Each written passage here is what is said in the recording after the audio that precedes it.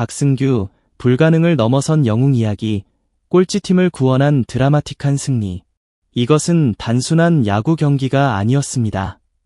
이것은 한 남자의 투혼, 좌절, 그리고 불가능을 넘어선 기적 같은 재기의 서사시였습니다.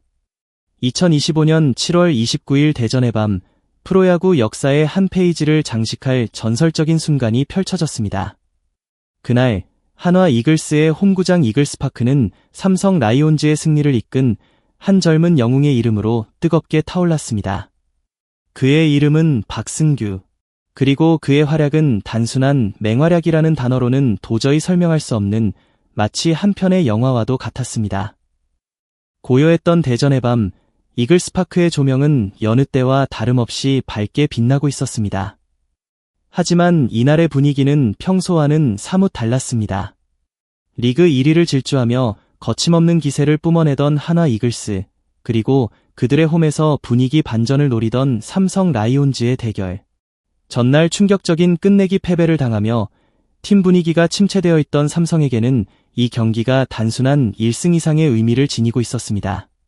그들의 어깨에는 무거운 부담감이 얹어 있었고 팬들의 시선 속에는 간절한 희망이 담겨 있었습니다. 그 중심에 모두의 예상을 뒤엎고 빛나는 존재감을 드러낸 한 선수가 있었습니다. 그의 이름은 박승규.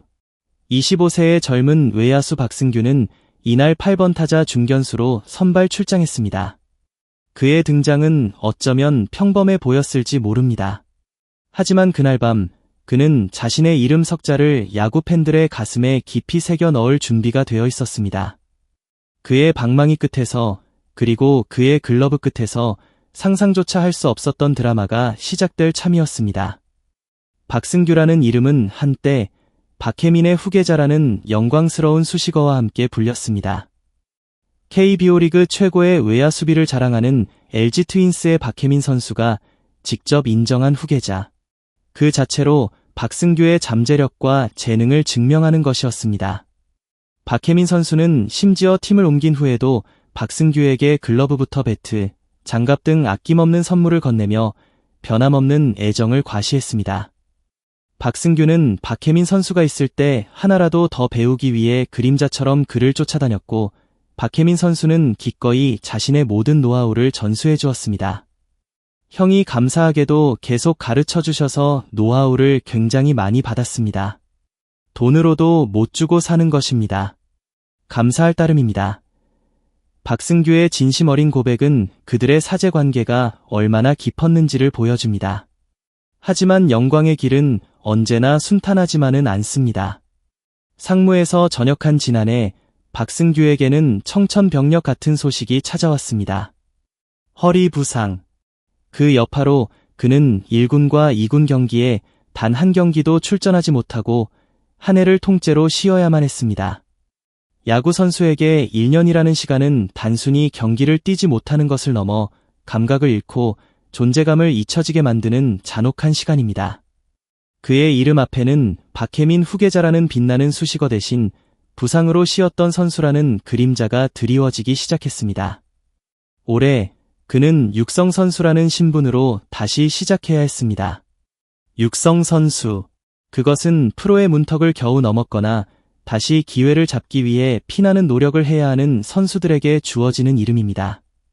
한때 촉망받던 유망주에게는 자존심 상하는 일일 수도 있었습니다. 하지만 박승규는 좌절하지 않았습니다. 오히려 그 시간은 그에게 자신을 돌아보고 더욱 단단해지는 계기가 되었습니다. 작년에 1년을 쉬었다가 다시 그라운드로 돌아왔습니다. 1년을 쉬면서 수비에서 부족함을 느꼈고 이미지 트레이닝을 하면서 연습 때부터 장점을 살릴 수 있도록 했습니다. 그는 쉬는 동안에도 끊임없이 자신의 플레이를 머릿속으로 그리며 약점을 보완하고 강점을 극대화하는 훈련을 게을리하지 않았습니다. 그리고 그의 노력은 배신하지 않았습니다. 퓨처스리그에서 26경기 타율 3할 8푼 1리, 89타수 34안타, 5홈런, 26타점, OPS 1.048이라는 경이로운 성적을 기록하며 맹타를 휘둘렀습니다. 그의 방망이는 불을 뿜었고 그의 존재감은 다시금 빛을 발하기 시작했습니다. 마침내 지난 5월 23일 그는 1군 콜업이라는 꿈같은 소식을 듣게 됩니다. 1군 무대에서도 그의 활약은 이어졌습니다. 38경기 타율 3할 2푼 5리, 83타수 27안타, 3홈런, 7타점, OPS, 868이라는 뛰어난 성적을 기록하며 팀에 없어서는 안 될 존재로 자리매김하고 있었습니다. 그는 이제 단순한 후계자가 아닌 자신만의 이름으로 그라운드를 지배하는 진정한 프로 선수로 거듭나고 있었습니다. 2025년 7월 29일 대전 한화전 2회 초 삼성 라이온즈의 공격. 타석에는 8번 타자 박승규가 들어섰습니다. 상대 투수는 한화의 선발 황준서. 젊지만 위력적인 구위를 자랑하는 투수였습니다. 첫 타석. 박승규에게는 그 어느 때보다 중요한 순간이었습니다. 팀의 분위기 반전을 위한 선봉장이 되어야 한다는 무언의 압박감이 그를 짓눌렀을지도 모릅니다. 초구, 황준서의 강력한 직구가 스트라이크 존을 갈랐습니다. 박승규는 헛스윙하며 타이밍을 맞추지 못했습니다. 이어진 2구, 3구, 황준서는 거침없이 자신의 공을 던져 넣었고 박승규는 힘겹게 파울을 쳐내거나 헛스윙을 하며 불리한 카운트로 몰렸습니다. 3대2 풀카운트. 이제 단 한 번의 실수가 아웃으로 이어질 수 있는 절체절명의 순간이었습니다. 관중석의 함성은 더욱 커졌고 더그아웃의 선수들은 숨죽이며 타석을 응시했습니다. 황준서의 결정구는 날카로운 포크볼이었습니다. 스트라이크 존 안으로 계속해서 파고드는 이 공은 타자들에게는 악몽과도 같았습니다. 하지만 박승규는 달랐습니다. 그의 눈빛은 흔들림 없었습니다. 마치 슬로우 모션처럼 공이 손에서 떠나 날아오는 모든 궤적을 뇌리에 새기는 듯했습니다. 8구 연속 파울. 그의 방망이는 황준서의 회심의 일격을 끈질기게 걷어냈습니다. 한화 팬들의 탄식과 삼성 팬들의 환호가 교차하는 순간이었습니다. 이건 단순한 승부가 아니야. 이건 나 자신과의 싸움이야. 내가 할 수 있는 모든 것을 쏟아부어야 해. 절대 물러서지 않아. 박승규의 머릿속에는 오직 이 생각뿐이었습니다. 그의 집중력은 경이로울 정도였습니다. 황준서의 포크볼은 계속해서 스트라이크 존 안으로 들어왔지만 박승규는 마치 그 공의 움직임을 미리 읽기라도 한 듯 정확하게 방망이 끝에 맞추어 파울로 만들어냈습니다. 그의 끈질김은 황준서의 멘탈을 흔들기 시작했습니다. 투수의 미세한 표정 변화, 어깨의 움직임, 숨소리까지도 박승규의 레이더망에 포착되는 듯했습니다. 19, 11구, 12구, 14구.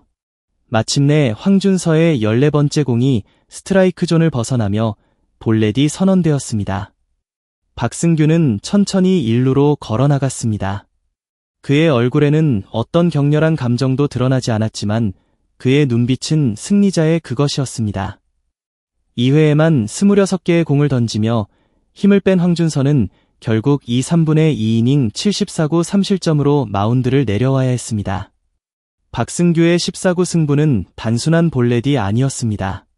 그것은 상대 투수의 투구수를 늘리고 그의 체력을 소모시키며 팀의 사기를 끌어올리는 전략적인 승리였습니다. 이 한 번의 승부가 경기의 흐름을 삼성 쪽으로 완전히 가져오는 결정적인 전환점이 되었습니다. 경기 후 박승규는 14구 볼넷에 대해 이렇게 말했습니다. 제가 할 수 있는 것에 최대한 집중을 하려 했습니다. 풀카운트에서 위축되지 않고 과감하게 한 것이 좋은 결과로 나왔습니다. 그의 말 속에는 그 순간에 치열했던 심리전과 자신감, 그리고 끊임없이 노력해온 그의 야구 인생이 고스란히 담겨 있었습니다. 이 끈질긴 승부는 단순히 박승규의 개인적인 활약을 넘어 팀 전체에 우리도 할 수 있다는 강렬한 메시지를 던져주었습니다. 14구 승부로 상대 투수를 흔들고 팀의 활력을 불어넣었던 박승규는 4회 초 선두 타자로 다시 타석에 섰습니다. 이번에는 엄상백의 직구를 좌전 안타로 연결하며 추가점의 발판을 마련했습니다. 그의 방망이는 여전히 뜨거웠고 그의 집중력은 흐트러지지 않았습니다.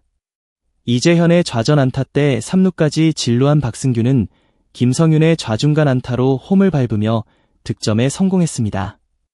그의 꾸준한 활약은 삼성 라이온즈가 점수를 쌓아가는데 중요한 역할을 했습니다. 그는 이제 단순히 수비만 잘하는 선수가 아니었습니다.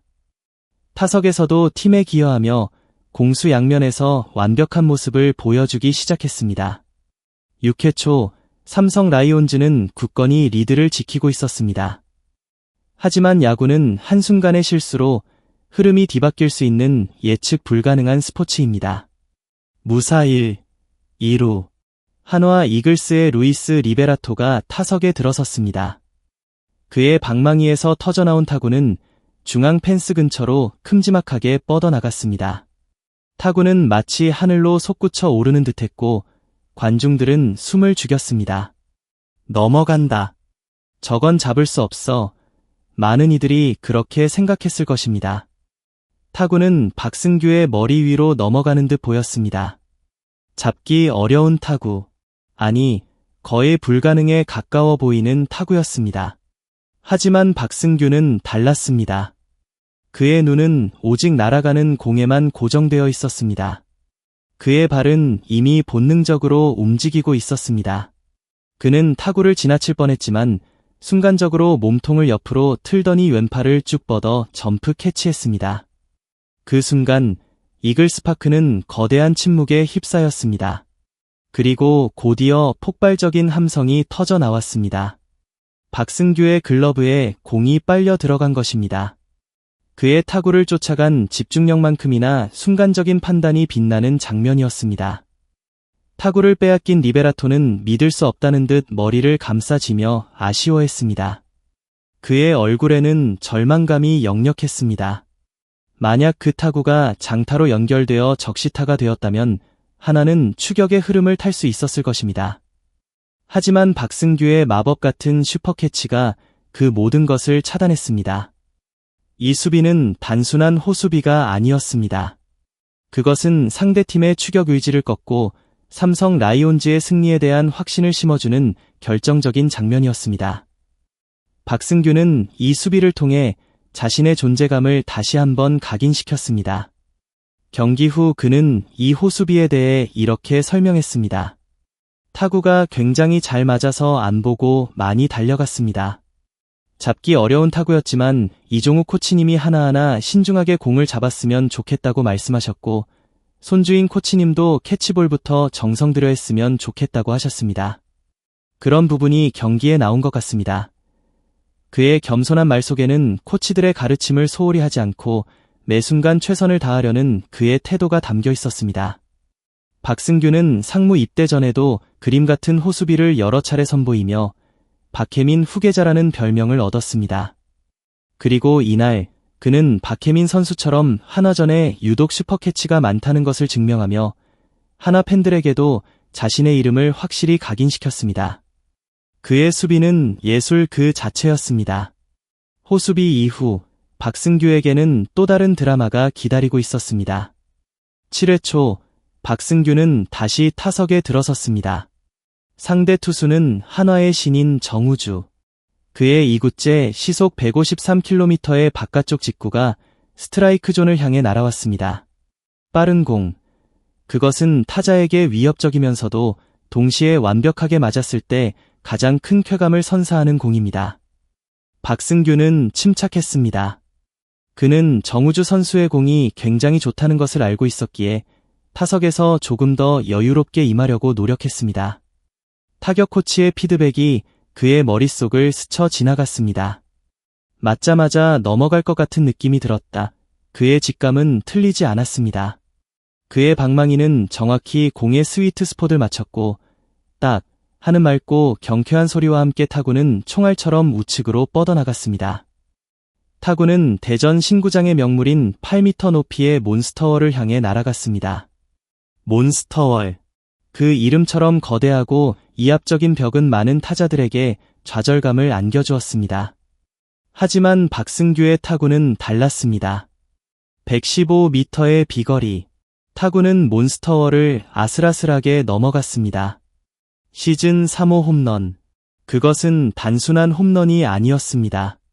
대전 신구장에서 몬스터월을 넘긴 홈런은 총 11개가 나왔는데 우타자가 밀어쳐서 넘긴 것은 4월 2일 롯데 윤동해 선수 이후 두 번째였습니다. 그의 홈런은 희귀하고 그만큼 더 값진 것이었습니다. 홈런을 확인한 순간 박승규는 주먹을 불끈 쥐었습니다.